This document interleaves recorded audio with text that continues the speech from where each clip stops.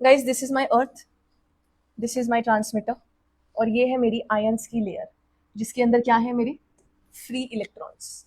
Transmitter से जो हमारा वेव था वो गए, एब्जॉर्ब हो गए, गए एब्जॉर्ब हो गए आपकी आयंस की लेयर में। ये इनका हुआ रिफ्रैक्शन। एक पॉइंट ऐसा आया जब ये वेव यहां गया तो सही, बट एब्जॉर्ब ना हुआ और वो यहां आके अर्थ सरफेस पे रिफ्लेक्ट बैक हो गया। तो अब इसके बाद जितनी आपकी आएंगी वो सब रिफ्लेक्ट बैक होंगी, एब्जॉर्ब नहीं होंगी। बट ये जो फर्स्ट रे आपकी, ये जो फर्स्ट रिफ्लेक्ट बैक हुआ, this is known as critical ray. And then जो आपका एंगल बना यहां पे, ये आपका एंगल बना क्रिटिकल एंगल। डेफिनेशन की बात करें तो it is the angle between first transmitted wave to first reflected wave, and this will be your critical ray.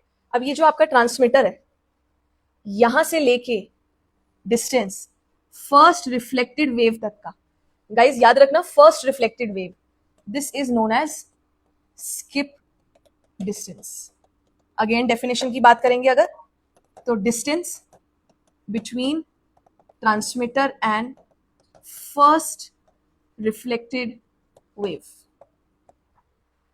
अब बहुत सारी वेव्स ऐसी हैं, कुछ ऊपर गई एब्जॉर्ब हो गई, यहां गई एब्जॉर्ब हो गई, कुछ आई रिफ्लेक्ट बैक हो गई, ठीक है। कुछ वेव्स ऐसी होंगी जो यहां से निकल के यहीं रह जाएंगी क्योंकि उनमें इतनी एनर्जी नहीं है कि वो ऊपर तक ट्रेवल कर सके। तो उन वेव्स का distance till your first reflected wave, ये जो मार्क्ड डिस्टेंस है, ये कहा जाता है आपका डेड स्पेस। डेड स्पेस मतलब, डेड मतलब नो सिग्नल, यहां कोई सिग्नल नहीं है। तो बाय डेफिनेशन अगर जाएं तो सरफेस वेव्स, क्योंकि अब ये ऊपर ट्रेवल नहीं कर सकती, and the distance which reaches the first reflected wave, that distance, that area is referred to as dead space. I hope the concepts are now clear.